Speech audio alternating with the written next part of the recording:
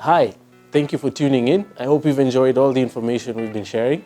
This week we're kicking off the conversation talking about how to pick a good lawyer. You're watching Own Land in Kenya and I'm Solomon Wangwe.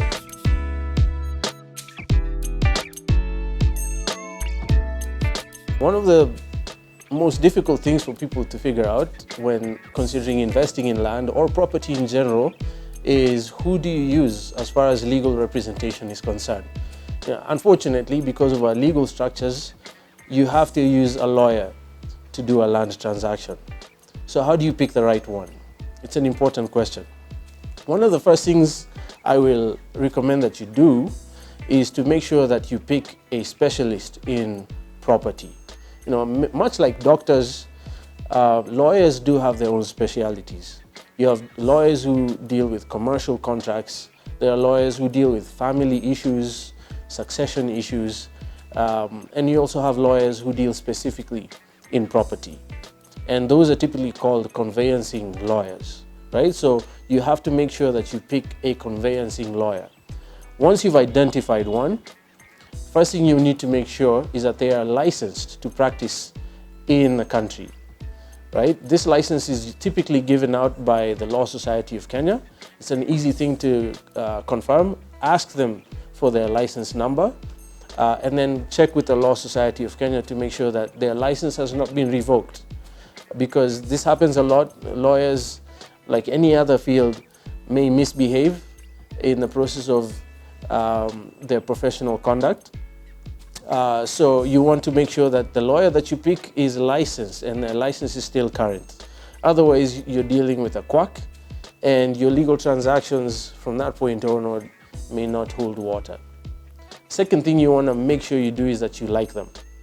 Likability is important because you're going to be married, so to speak, for the duration of your transaction. However short or long, you need to make sure that you like each other, you have good rapport, that they don't get irritated when you ask questions, because after all, they're working for you.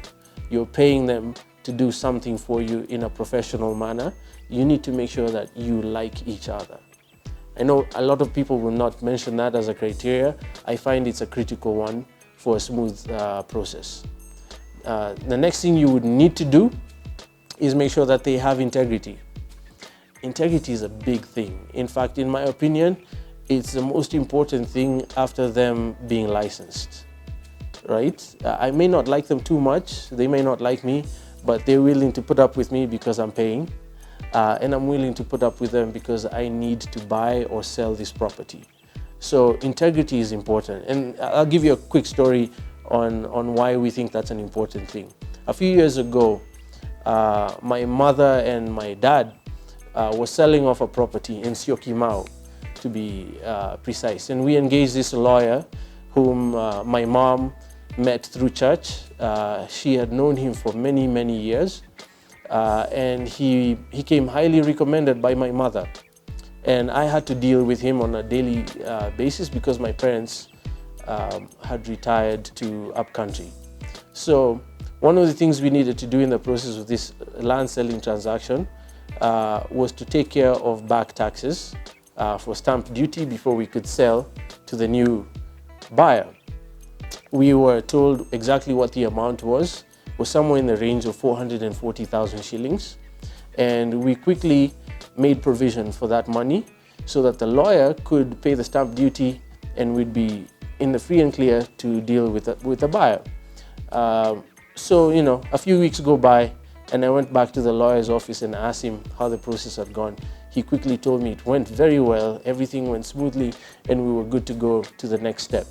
So upon asking for the receipts, because when you pay stamp duty, you're paying the Kenya Revenue Authority and they issue you an official receipt to prove that the stamp duty has actually been paid. And when I checked, it said that we had only paid 140,000 shillings or thereabouts. I think it was 144,000 shillings. I was shocked because we'd given away 440,000 shillings.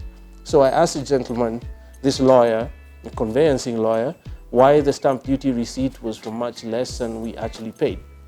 And he quickly explained that, in order to get the transaction done in a timely manner, he had to bribe certain officials in the Kenya Revenue Authority office And so they adjusted the stamp duty payment to reflect what the receipt said.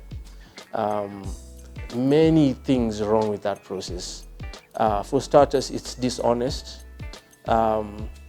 Next thing is that it's illegal. You could go to jail for doing stupid things like that.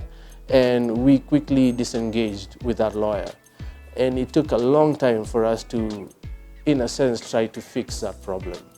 So you want to make sure that whoever you're picking, fine, they're a conveyancing lawyer, which means this is what they specialize in.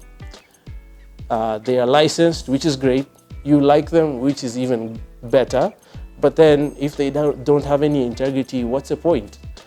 You could be jeopardizing your property ownership, and beyond that, even your freedom, and find yourself in jail.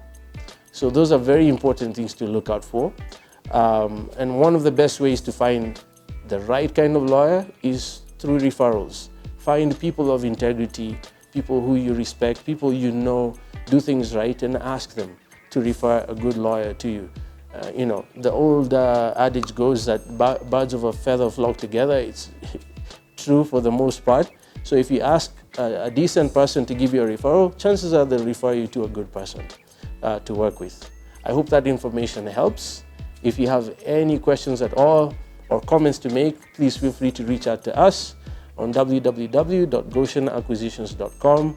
You can reach us through all our social media platforms, which are up and running. You've been watching Own Land in Kenya.